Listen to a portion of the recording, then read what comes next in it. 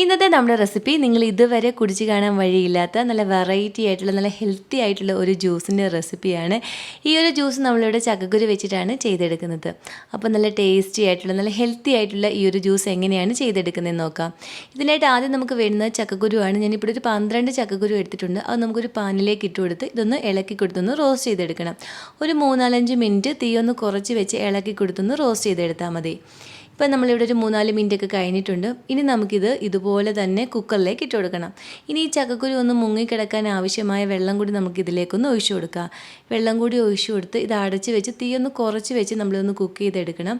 ഒരു 2 വിസിലൊക്കെ വരുമ്പോഴേക്കും നമുക്ക് ഈ ചക്കക്കുരു ഇവിടെ നന്നായിട്ടൊന്ന് കുക്കായി കിട്ടിക്കോളും. ഈ ഒരു സമയത്ത് തന്നെ നമുക്ക് ഒരു 2 ടേബിൾ സ്പൂൺ റാഗി പൊടിയിലേക്ക് 1 കപ്പ് വെള്ളം ഒഴിച്ചു കൊടുക്കാം.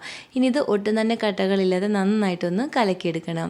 ഇതുപോലെ ഒരു വിസ്ക് കൊണ്ടോ അല്ലെങ്കിൽ സ്പൂൺ കൊണ്ടോ കട്ടകളൊന്നും ഇല്ലാതെ ഒന്ന് കലക്കിയെടുത്താൽ മതി.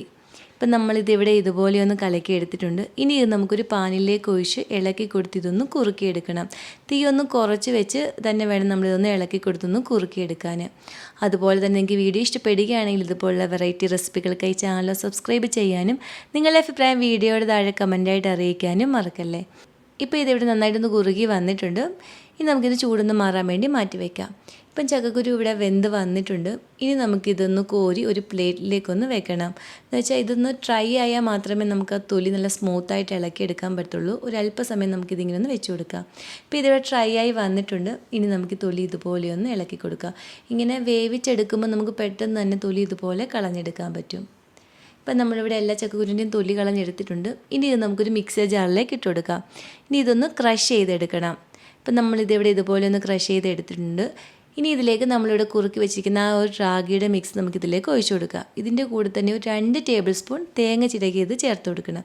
ഇനി ഒരു 1/4 കപ്പ് പഞ്ചസാര ചേർത്ത് കൊടുക്കാം. അതുപോലെ ഒരു 1/2 ടീസ്പൂൺ ഏലക്കാപ്പൊടി കൂടി ഇതിലേക്ക് ചേർത്ത് കൊടുക്കണം. ഇപ്പം ഞാനിവിടെ ഒരു 2 കപ്പ് പാലൊന്ന് തിളപ്പിച്ച് തണുത്തതിന് ശേഷം ഫ്രിഡ്ജിൽ വെച്ച് നന്നായിട്ടൊന്ന് തണുപ്പിച്ചെടുത്തിട്ടുള്ള പാലാണ്. അത് നമുക്ക് ഈ മിക്സർ ജാറിലേക്ക് ഒഴിച്ചു കൊടുക്കാം.